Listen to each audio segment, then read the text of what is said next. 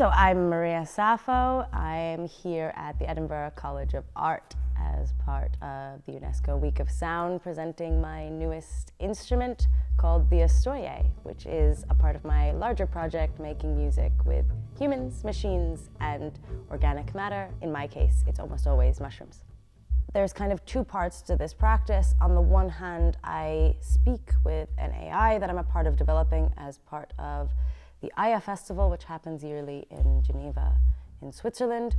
And on the other hand, asking what kind of questions I can dig into in working in a human-machine relationship that asks bigger questions also about this kind of more organic space, which the human-machine world is inevitably going to have to sit within. I already had these instruments that I had been building that work with the AI and work with mushrooms, but there was still seemingly a little bit of disconnect between, for me as a musician, the acoustic performance of an instrument and this kind of speculative notion of making music with mushrooms.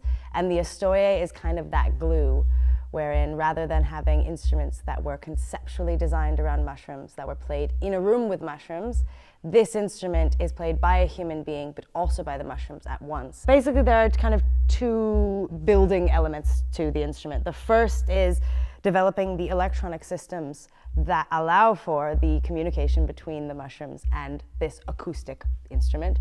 And that uses a number of different processes, working with Arduino, working with a number of different kinds of electromagnetic pickups, and again, speaking with the AI that I work with to solve a lot of these problems. So I really can't be clear enough that the AI, the way that I work with AI is not, let's say, generative. I don't make the AI generate sounds or images. I ask the AI to work with me in working through some of the technical questions that I have in development process. So that's all the kind of nitty-gritty electronic stuff, which is largely housed within the instrument and you can't see.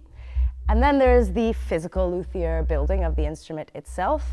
And what I love especially about this one is that it is made with spalted wood that's been eaten by mushrooms, which is this wonderful, wonderful process that happens naturally in the forest. So the sound connection between the mushrooms and the instrument happens through, basically what I say is not a direct scientific recreation of mycological processes, but it is a mirror of the way that mycologists study fungi.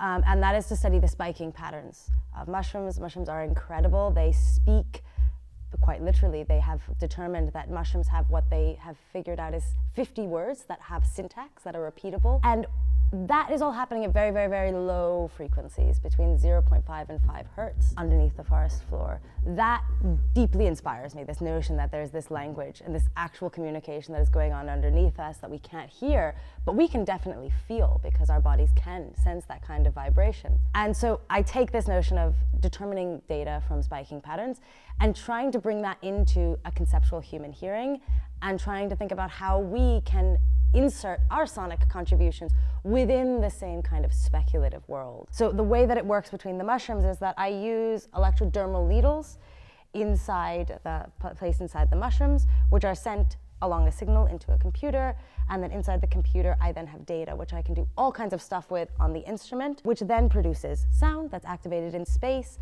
That sound is amplified for humans in the room, but there's also a little speaker on the table for the mushrooms, which is a tactile transducer, so it takes sound and puts it back into vibration.